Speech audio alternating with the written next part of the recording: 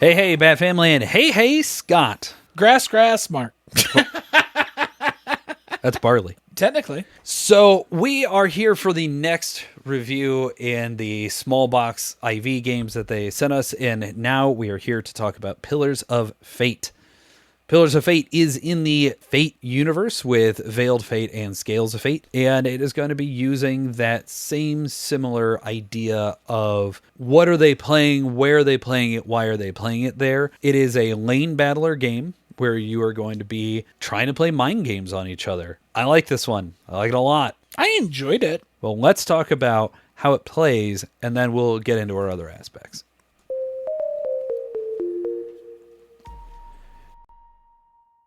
Pillars of Fate is the new two-player only game in the Veiled Fate series of games from IV. This game is a lane battler that will have players placing 3 cards each within 3 lanes over the course of, you guessed it, 3 rounds called Ages. This game will be using all the characters as introduced between Veiled Fate and its Tribunal expansion, and feature art pieces, including some new ones for the number cards of those characters, and maintain the scorpion feather structure that you may be used to from those games. So you can expect to see Pentha and Clar and Hadria and all of them again. While you do not have to have played the other 2 games in the series, I will say that having the familiarity of those, especially Veiled Fate, and how they operate is going to make the onboarding of this game much, much easier. At the beginning of each age, you will set up 3 quest cards to create the lanes. In the middle lane, you'll place a quest modifier token to change the rules for that specific quest, but it will otherwise operate the same. Quest modifier tokens could have you ignoring the value of some cards played, allow you to play more cards, or possibly change how winning is calculated. But importantly, you will only ever play a single quest modifier per age, and it will always be the middle lane. But generally speaking, each lane will only allow for 3 cards to be placed by each player for a total of 6 cards. Quests are also going to show the feather and scorpion tail symbol on one half of each card, and the relevant rewards if that particular reward wins the lane. These are always going to be some amount of points, but those points can either be positive or negative. At the start of the first stage, each player will draw 5 cards from their deck, as well as being given 3 deity cards. We'll talk about those deity cards in a little bit, but the cards in your deck will be 2 copies each of a gold and a black number card from 2 to 8 with a varying number of feather or scorpion symbols. Feathers are on the gold cards and scorpions are on the black for a total of 4 copies of each number. The gold cards are also going to have 2 cards with a 1 and no symbols, and the black have 2 cards with a 9 and no symbols. Those 1s and 9s won't contribute to the reward selection of feathers and scorpions, but they will grant power to the player who played them to try and win the lane. Winning the lane is normally achieved by simply having the greatest total power amongst your played cards. That power is calculated specifically by the cards each player played and only considers their own cards. So if I played a total of 14 and Scott played a total of 11, then I will have been considered to be the winner of the lane. Again, assuming that the quest modifier doesn't say that the lower amount wins isn't in play. However, the reward for that lane is selected by adding and comparing the values of the played feather and scorpion symbols of both players. So if the quest for that lane said that feathers gave -5 points and the scorpions were +7 points, I better be hoping that scorpions won that particular lane, or else I just won myself a bunch of negative points. This interaction does take a bit of getting used to if you've not played the other Fate games, and it's why I think it helps to have played at least one of them prior. Just remember that you count power individually, but you count feathers and scorpion symbols collectively. When you play a card, it will have a large number in the upper left corner. That represents the card's power for winning the lane. The other symbols on the card are going to be large icons in the upper right of the card, and those are going to be either your feathers or scorpion tails. The icons that are underneath the numbers in the upper left are simply another spot that they index them. So if you're holding the cards and you're looking at them, you get to see what each card contributes. But a Power 2 card, for instance, is only going to grant 1 symbol, while a 6 will grant 3. Regardless of it being gold or black, a 2 will always give 1, a 6 will always give 3. At the beginning of Age 1, you'll be given 3 deity cards, as I mentioned before. This is actually an incredibly small draft that you're going to be doing. You will pick one of those deities and just give the other 2 to your opponent. So you will only actually draft the 1 card for yourself. This is not a back and forth draft. That means that you will know 5 of the 6 deities in play and only have a question mark as to which one they picked. These have a full array of special powers, from just being super high power like Agamar, or granting 6 symbols to a lane like Penance or Vesper, or possibly some other kind of effect. There's a lot in here, and you can see all of what they do for special powers, really anything that needs a clarification, on page 14 of the rulebook. If you see an eyeball icon on the deity card, that means it must be played face up. If you see the circular arrows, then that means its power changes depending on if it's played face up or face down. Regardless of which you pick or play, you will be required to play exactly 1 of your deities per age. That means that you will use all 3 of these through the course of the game, and you will be able to use the information you know and what you've seen to judge what your opponent is doing on their side. On a player's turn, you will just simply pick one of the 5 cards in your hand, or one of your remaining deity cards, and play it to one of the 3 lanes on your side of the quest. Each lane, barring quest modifiers or deity powers, is going to allow you 3 cards to be played per player, and allow a maximum of 1 of those cards per lane to be played face down. This is going to help you obfuscate some information from your opponent and allow you to try and bluff or hide your various machinations. But importantly, you do not have to play a card face down if you don't want to. You can be transparent and play all your cards face up if you so desire. But the first player to play a card face up per lane gets to take the pillar that is placed on each quest during the setup for each age. If you played one of the 5 number cards from your hand, then you will get to draw from your particular deck and your turn will be over. If you choose to play one of your deity cards, no more cards come out, you don't add any more, you're simply done with your turn at that point.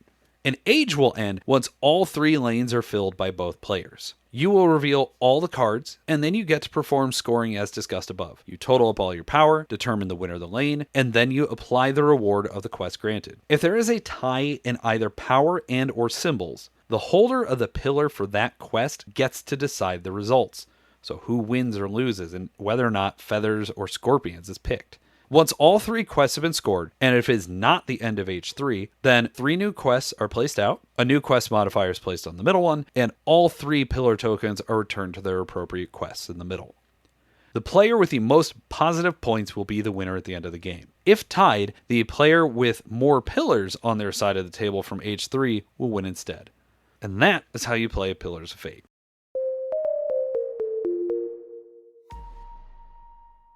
Learning curve and easy to teach. How did it feel to learn the game? That is a very good question. I had to go back to the player guide a bit. Sure. Just to make sure I was understanding what I was looking at. Especially when you're dealing with the gods and the celestials and all that stuff, and making sure you're understanding what they're doing. Because not all of them have stuff on there, but some of them do. But yeah, just making sure you're like, okay, yeah, this is what's going on. It was good. Okay. Yeah, I don't think it was as easy, and I don't know why it didn't feel as easy as the other games of this series. Interesting. But it still wasn't hard. Sure. I think of the 3 rule books of these small boxes, this is the best one. I had no issues learning this. Veiled Fate, to put my thumb on the scale, is my all-time favorite game. And Scales of Fate is tied, but I hate saying that, so it's also incredibly good. Yeah. So I'm already drawn into this because of the mechanisms, because of the theme, because of the art, because this is what it is. So for me, I engaged with the rulebook very easily. I don't know if it is because Veiled is my favorite game or if it is just that clear. I had no issues learning it, and I felt like as I was teaching it to people, it made a lot of sense because there is a very clear and easy structure to how to teach the game. But again, this could just be because of my love for the series. Right. Artwork, components, and iconography They're phenomenal. across the board. So if you've played Veiled Fate or Scales of Fate, they use the same iconography, they use the same color scheme, they use the same artwork. Everything is just completely across the board. So if you liked them on those, you're going to love them on these. Yeah, I mean, At this point, Harry Conway is one of my all-time favorite artists for board games. He's right up there with Vincent Dutrait for me. He's awesome. Like, I look at other games just because of his art. So having more of it here, the fact that we have a new look for Pentha, we have a new look for all the deities. We see a really cool version of the Tormentor and Hadri and all that. The player cards themselves, I think, have excellent art. They're not inherently thematic to anything, but they just look cool. Well, they look like they fit in the world. Yeah. Where these are your gods and your celestials, those are your citizens. It really does help feel like it's fleshed out that world a little more for me. Yeah. That's a good way to think about that. Yeah, I mean, the art is just, it's incredible. Yeah. Iconography, like I said, it's very clear, it's very straightforward. The majority of it you are going to be recognizing from the other games. If you haven't played the other ones, it's still very straightforward.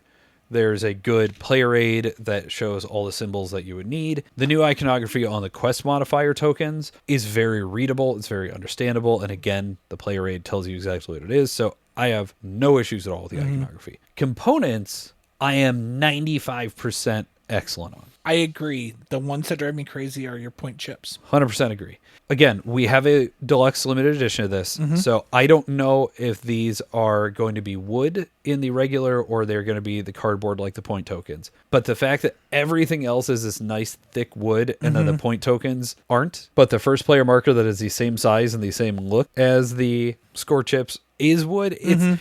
I mean, we are talking nitpickiest of nitpicks here. Right. It's just a weird thing of how fancy this feels. And then you look at the score chart and it's like, okay, why aren't these wood?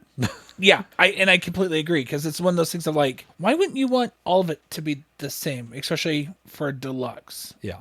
The other really, really neat variance here in the deluxe edition versus the regular is where they foiled the cards again. And it is all of the deities that have this really awesome gold foiling on the back. I know in the standard edition, this is still going to be the red and gold look, but it's not going to be all foily and like the edges of it are foil. Like they're just, these feel so cool because you know, oh man, there's a red card sitting in that row. That's where he chose to play his deity. And it's shiny and it just draws your attention. But it also, it's, I don't know, it's such a cool, simple gilding to make things feel fancy, but it just feels fancy. It feels fancy. It feels important. It does. That's a really good word for it. The red and the gold will automatically just have a different look to them, regardless whether you have the standard or the deluxe copy. But just the sheer fact of it carries more weight now.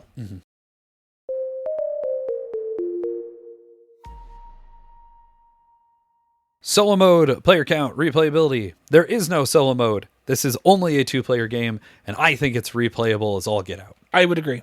Moving on. No. Yeah. It's impossible to do a solo play. And with there only being enough cards for 2 players, can't do more than 2 players. But by gum. This is the most potato chip of all these, where every time I've played this, either myself or my opponent has been, okay, shuffled up, we're going again. It's great. I really love it because it says it is 30 minutes on the box. Yeah, maybe. Yeah. But I would say it's in that 20 to 30 minute range again. I understand why they overshot. I think there's a lot of variance here. My only knock against the replayability is there's just not enough age cards. You are using 3 age cards for each round, and there's only 4 for each. Yeah, there's only 4 for each. The quest modifiers, even though there's only 9 because you're only using 1 per round, I'm fine with that. I have no issue with that being the number that's there. I just wish there's more variation within the ages, especially since the deck of deities is 20 cards and you're only ever going to see 6 of them per game. And it's one of those great things of how they come out, how you draft it. That alone changes your strategy. There's a lot of really cool moves there. Just wish there were more age cards. Really my only knock against it, because if you said, okay, we're going to play this 3 times in a row, oh darn, let's play 3 times in a row. I'm fine with that. Right. I could reasonably make a good chunk of a game night into this game. Oh, yeah.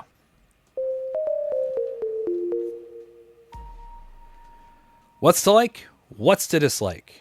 I mean, there's a lot of things to like about this game. If you enjoyed a nice, solid 2-player game, this is definitely going to be it. It doesn't take up a lot of table space. There is enough thinkiness you talked about earlier the fact that you think it's between 20 to 30. I think 30 is the proper space, because I know when I was looking at my handed deities, I was like, God, which one do I want? And that's where I took my pause, was like, what ones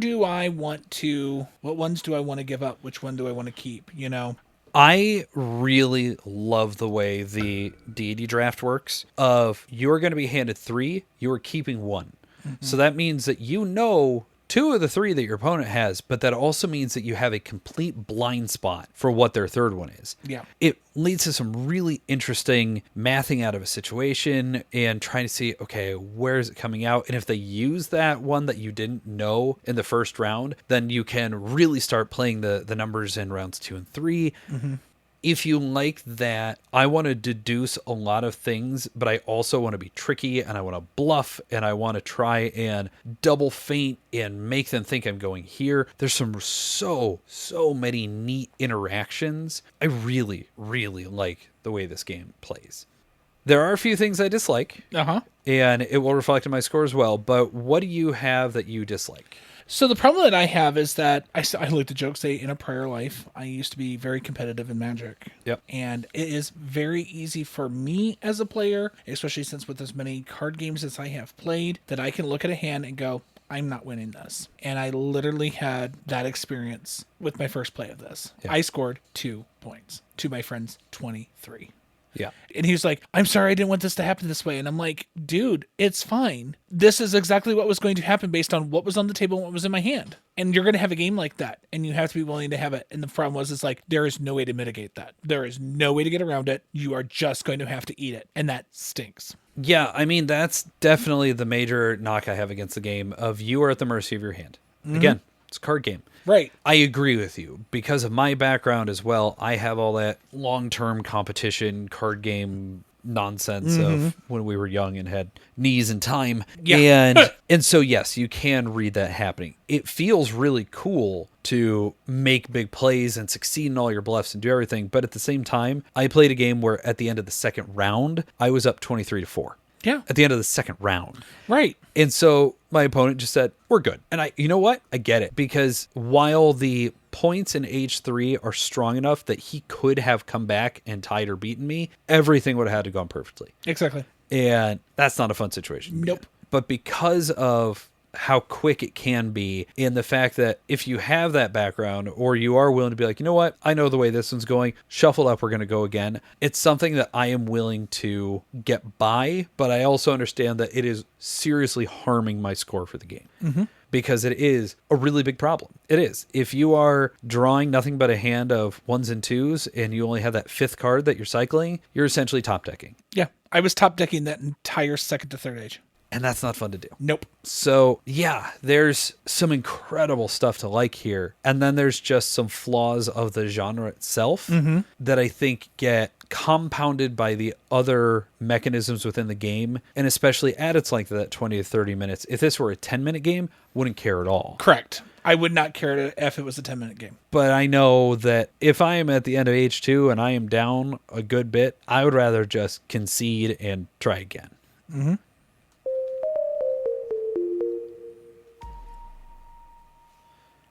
Recommendations. I've got some. I don't normally play battlers like this, so I mean, if you're going to play that, like Magic the Gathering, Yu-Gi-Oh, Pokemon, that type of stuff, because that's kind of in that vein. So I have 2 major ones, and they're both in that kind of lane structure game. Okay.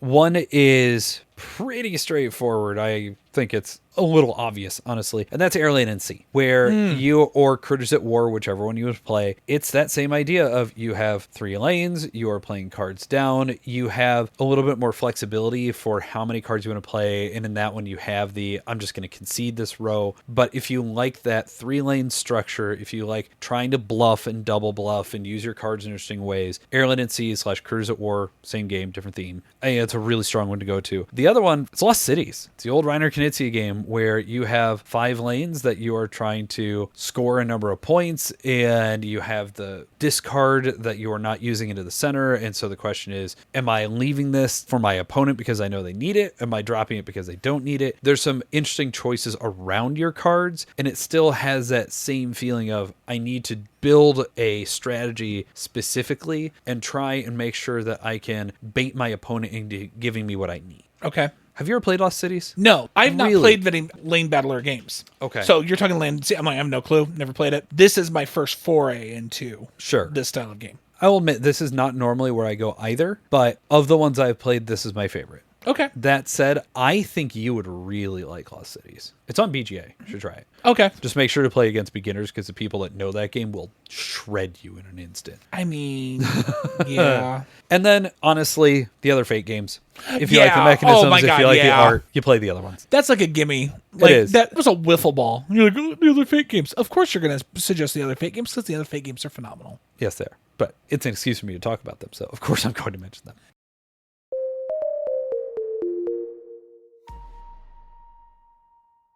Final thoughts and scores. Where are you coming in at this? I know I am higher. Oh, yeah. This is still a table for me, honestly, because of how bad that is and how easy it is for me to, because I am such the card gamer that I am and my background, this has to sit at a 5 for me. I like the game. I'll play the game. I'll continue to try the game. Maybe later it'll be more for me. But that first one was demoralizing. Sure. That really, I was like, I hit every single weakness in one game. First game, and I just exposed all the bad stuff. I'm like, oh, wow.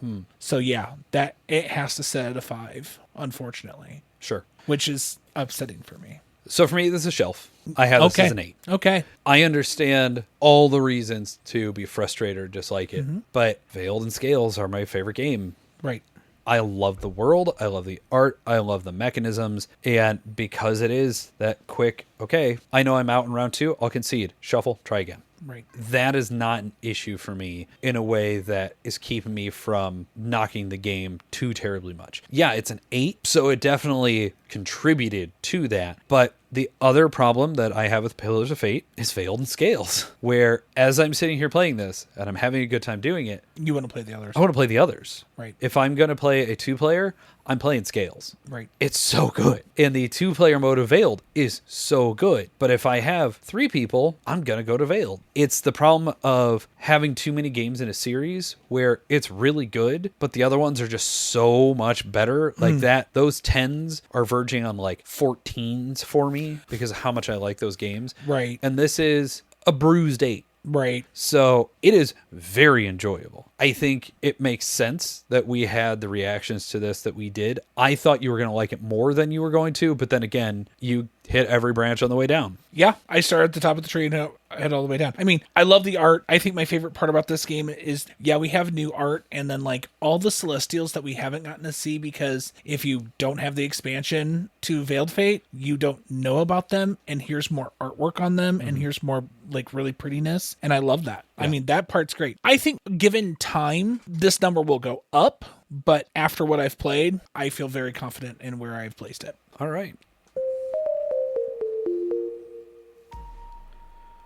Well, if you are interested in the game, it is releasing at Gen Con. It will be $30, and it is at Booth 2239.